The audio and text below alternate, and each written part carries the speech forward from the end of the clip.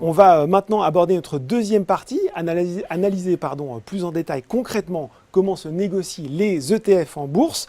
Comment ça se passe? Eh bien, exactement comme pour une action. C'est pareil. Vous décidez du montant à investir, 1000 euros, 2000 euros, 5000 euros, peu importe. Et puis ensuite, vous vous dites, je vais investir pour un ETF qui réplique un indice européen.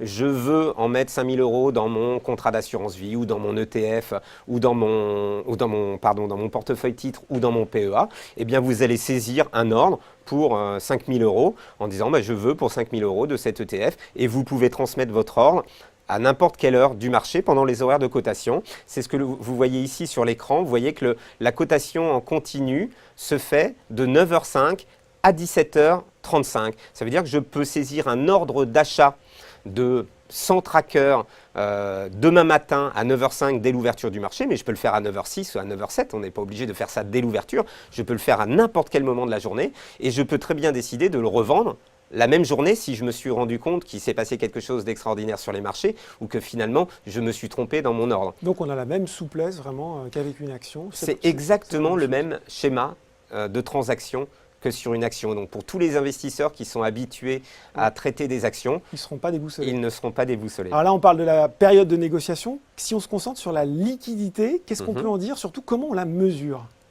Alors, la liquidité, je vais vous montrer cet écran-là. Alors, la liquidité d'un ETF, c'est important. D'un tracker, c'est important. Pourquoi? Parce que quand vous voulez l'acheter ou quand vous voulez le vendre, eh bien, il faut qu'il y ait quelqu'un en face de vous. Vous n'aurez pas forcément un particulier en face de vous. Vous allez avoir un institutionnel qui s'appelle un animateur de marché qui va vous proposer un prix, un cours d'achat-vente. Vous voyez sur cet écran que vous avez ici le carnet d'ordre, qui est extrait d'un outil qui s'appelle Bloomberg, qui est plus utilisé par des professionnels. Vous voyez le carnet d'ordre sur l'ETF S&P 500. Le S&P 500, c'est l'indice phare américain des 500 plus grosses capitalisations boursières américaines. Évidemment, il y a énormément de liquidités sur cet indice. Et donc, la liquidité du sous-jacent se retrouve dans la liquidité du tracker. Si vous avez un tracker qui réplique un indice exotique ou avec peu de valeur peu de liquidité, eh bien, on va avoir un niveau de liquidité équivalent. Ça veut dire concrètement comment ça va se répercuter. Les quantités proposées dans le carnet d'ordre seront plus limitées.